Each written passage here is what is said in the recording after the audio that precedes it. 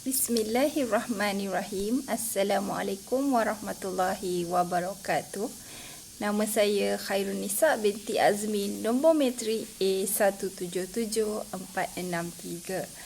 Pada hari ini saya akan membentangkan berkenaan peranan tokoh wanita dalam sejarah dan tamadun Islam.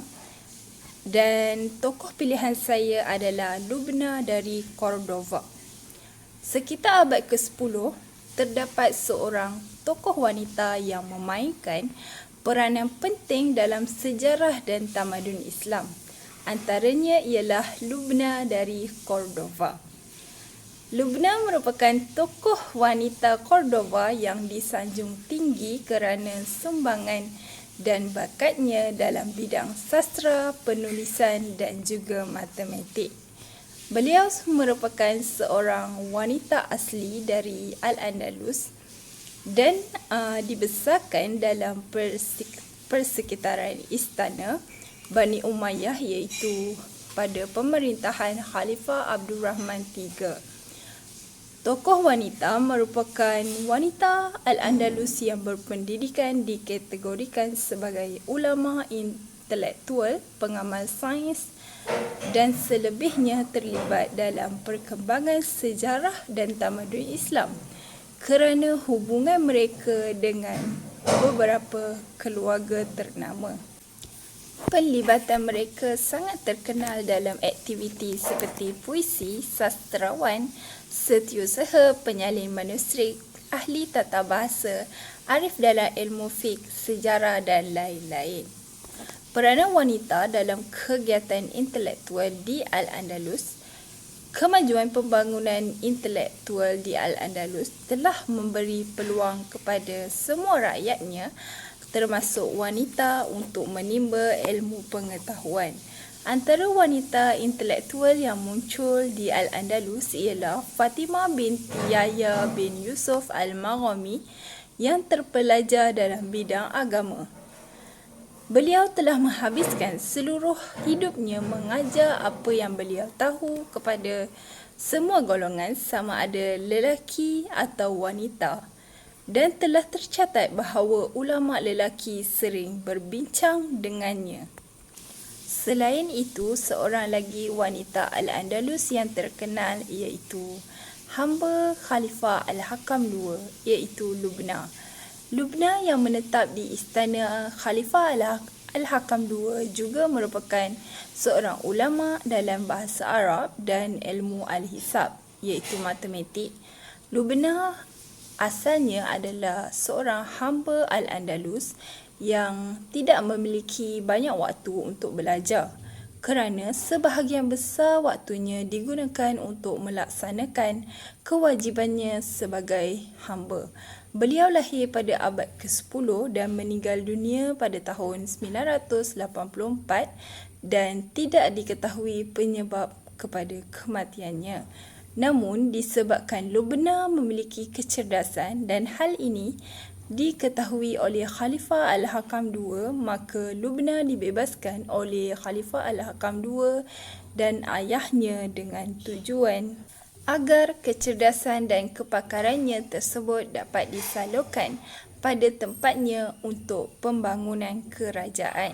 Setelah merdeka memandangkan beliau bukan dari golongan bangsawan, beliau telah berjaya mendapatkan kepercayaan kerabat diraja dengan keupayaan, bakat dan pengetahuannya.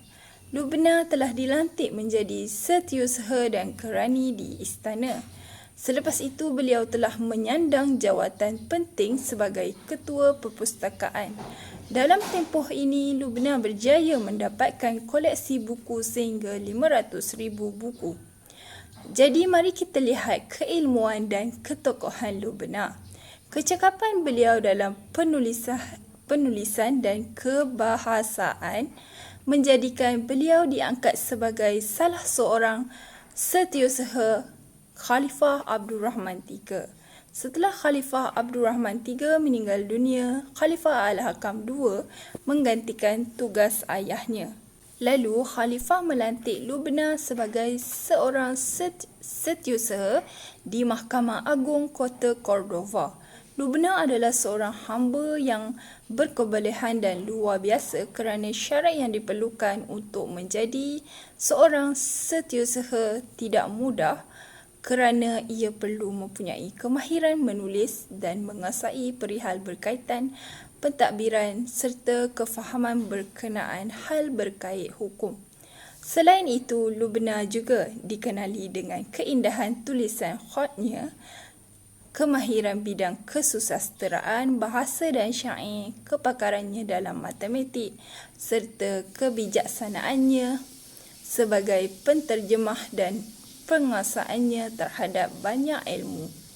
Dengan segala kemampuan yang ada pada diri Lubna, Khalifah Al-Hakam II memutuskan untuk menjadikannya sebagai salah seorang pustakawan di Perpustakaan Al-Umayyah. Mari kita lihat peranan Lubna sebagai pustakawan muslimah. Selain dari menjaga kekayaan kesusasteraan yang ada pada Perpustakaan Al-Umayyah tersebut, beliau juga bertanggungjawab untuk menambah koleksi kesusasteraan. Lubna berjaya menambah jumlah buku perpustakaan hingga mencapai 500,000 jumlah buku.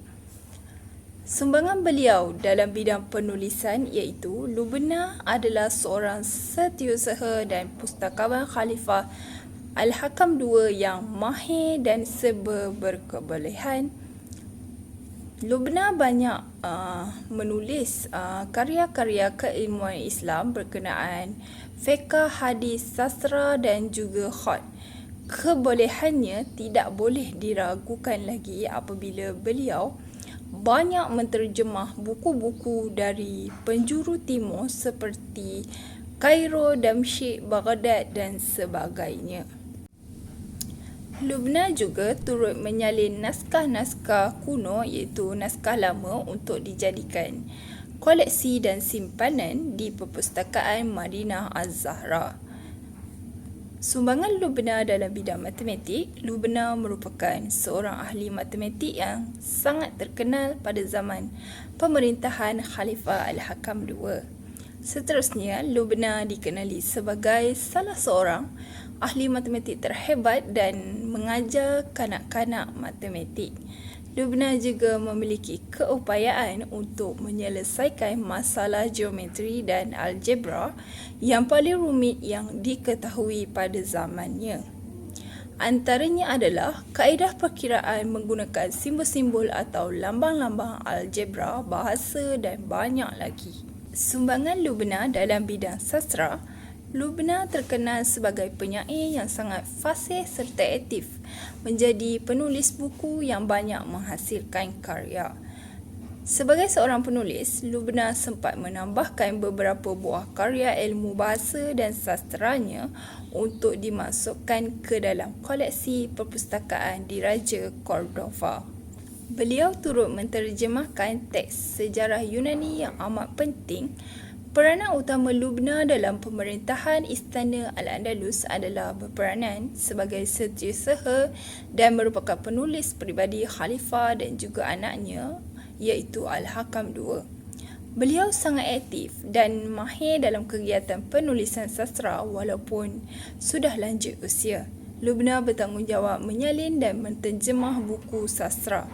Lubna telah mengulas tentang karya individu termasuk karya Euclid, Archimedes dan membuat penerangan pada manuskrip yang disimpan di perpustakaan istana. Pandangan ilmuwan terhadap keilmuan Lubna. Seorang ulama terkenal Al-Andalus Ibnu Bashkuwal berkata, beliau cemerlang dalam penulisan, tata bahasa dan puisi. Pengetahuannya tentang matematik juga sangat luas dan dia juga sangat mahir dalam sains. Tidak ada seorang pun di Istana Umayyah yang semulia dia. Lubna merupakan antara tokoh wanita yang patut dicontohi oleh pejuang-pejuang wanita yang lain dan diberi penghormatan atas perjuangannya dalam memperkasakan hak-hak wanita. Tokoh wanita seperti Lubna ini sepatutnya diperkenalkan kepada orang ramai bagi mengiktiraf bahawa Islam juga memberi hak yang saksama kepada wanita untuk turut menyumbang dalam pelbagai aspek kehidupan.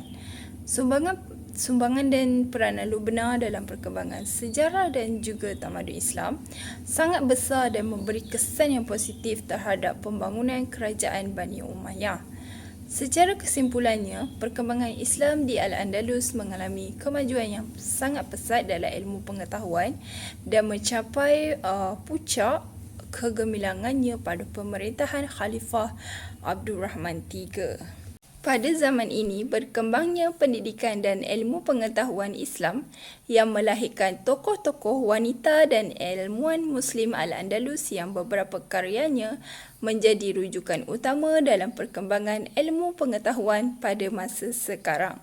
Namun, di sebalik kejayaan Khalifah, terdapat beberapa tokoh wanita Muslim yang memberi sumbangan dalam memperkembangkan ilmu pengetahuan di Eropah. Tokoh wanita ini mempunyai bakat yang tinggi dengan mencipta dan mengumpulkan karya-karya ilmiah. Secara umumnya, tokoh wanita ini telah menghasilkan ratusan karya ilmiah berbagai jenis ilmu pengetahuan selama hidup mereka. Seakan-akan hidup mereka hanya untuk membaca, meneliti dan juga menulis. Sekian daripada saya, terima kasih.